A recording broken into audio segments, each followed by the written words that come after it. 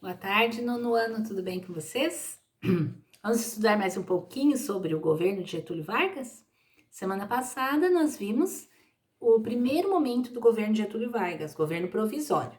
Essa semana a gente vai ver sobre a época, então, em que ele governou com Constituição, né? E nós temos que lembrar que Getúlio Vargas assumiu o governo durante a época da Grande Depressão. Lembra a Grande Depressão nos Estados Unidos? Foi a partir da quebra da Bolsa de Nova York, em 1929, e durou até 1933. Então, um período complicado, não só nos Estados Unidos, abrangeu os outros países também. Afetou o Brasil? Sim. Então, no Brasil tinha falência de empresas, desemprego, inflação, e Getúlio Vargas tinha que administrar tudo isso. Isso dá uma tensão na sociedade. E com essa tensão, esse contexto tão conturbado, acontece que começam alguns radicalismos na política. E nós vamos ter no Brasil, então, surgindo dois grupos políticos muito fortes, com ideias muito fortes e firmes, um exatamente contrário ao outro. Nós vamos ter os integralistas e os comunistas, que vão surgir fortemente no Brasil, justamente nessa época da Grande Depressão e que o Getúlio Vargas tinha assumido o poder.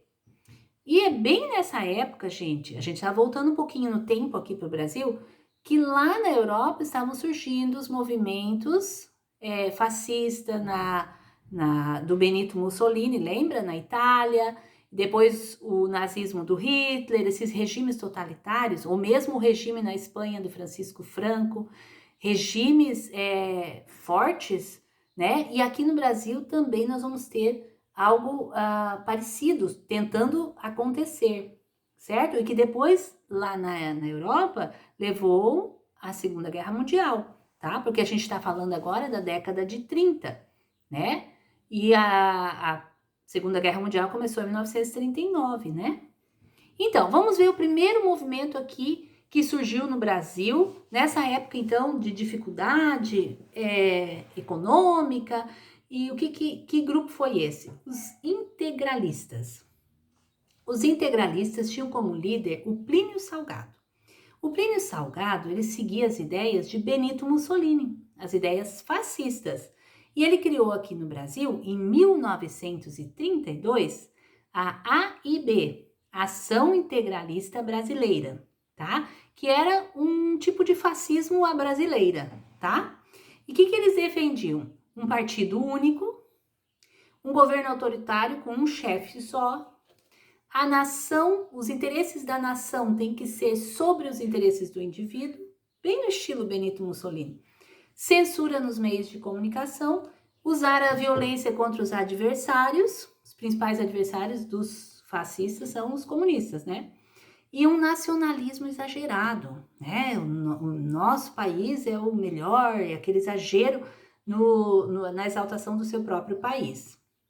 Inclusive, eles criaram uma saudação bem parecida com a do Hitler, só que na língua tupi, porque aqui nós estamos no Brasil e eles consideravam que o verdadeiro brasileiro é o índio. Então, eles pegaram a língua tupi e fizeram uma saudação que significa assim, você é meu parente. E aí eles gritavam, Anauê, esticando o braço direito, e eles estão igual a saudação do Hitler, que esticava o braço direito, e Anauê significa você é meu parente. Eles se cumprimentavam dessa forma.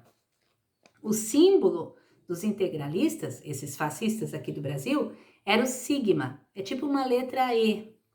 O sigma tem ali no texto de vocês. O sigma é a 18ª letra do alfabeto grego, tá? Eles eram chamados de camisas verdes.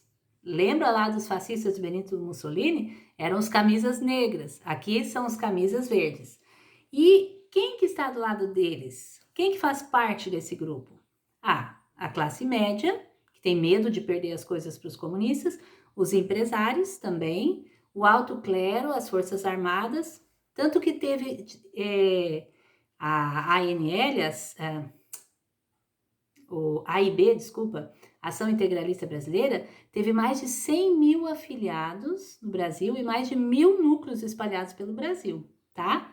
E essa Ação Integralista Brasileira. O integralismo que é o fascismo brasileiro, certo? O outro grupo são os aliancistas, agora sim, ANL, Aliança Nacional Libertadora, fundada por Luiz Carlos Prestes. Opa, esse nome você lembra.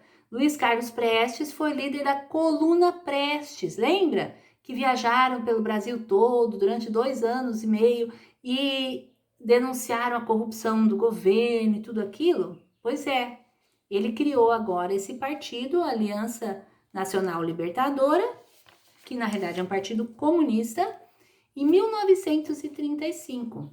E aí o que eles queriam? Eles diziam que que era necessário nacionalizar as empresas estrangeiras, ou seja, tudo que é empresa de outros países dentro do nosso país tem que ser nacionalizado, tem que virar do governo brasileiro. Reforma agrária, ou seja, tirar a terra, quem tem muita terra tem que tirar e aí dividir entre todas as pessoas. Um governo popular, e eles também defendiam que não se devia pagar a dívida externa, a dívida que o Brasil tinha com outros países. Em 5 de julho de 1935, Luiz Carlos Prestes escreveu um manifesto para derrubar o governo Vargas. Ele escreveu que deveria ser derrubado o governo Vargas e que deveria formar um governo popular revolucionário, inspirado já na União Soviética, né, gente? Um governo revolucionário que levasse o país, então, ao comunismo. O Vargas, assim que ficou sabendo do manifesto, já mandou fechar a sede da ANL e fechar também os núcleos espalhados pelo país. O que ele pôde, ele mandou fechar. Um grupo, ainda sem a ordem do Luiz Carlos Prestes, começou uma revolta. Começou a Revolta Vermelha, ou também chamada de Intentona Comunista, a tentativa de tomar o poder no Brasil e transformar o Brasil num país comunista. Começaram a fazer levantes no Recife, no Rio de Janeiro, o governo reagiu rapidamente e prendeu toda a liderança. Prestes foi preso também, e a companheira de Prestes, que era Olga Benário, ela também foi presa. Olga Benário não era brasileira, ela era alemã, só que ela tinha uma origem judia e ela era comunista. E acontece que os países que queriam fazer as revoluções comunistas sempre mandavam pessoas para ajudar. E a Olga veio aqui para o Brasil para ajudar e acabou se tornando companheira do Luiz Carlos Prestes.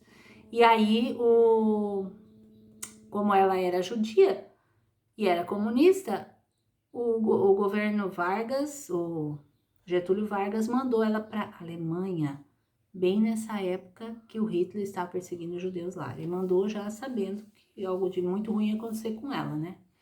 E o Prestes foi preso aqui no Brasil mesmo. E assim acabou a intentona comunista. Mas então, o que vimos hoje?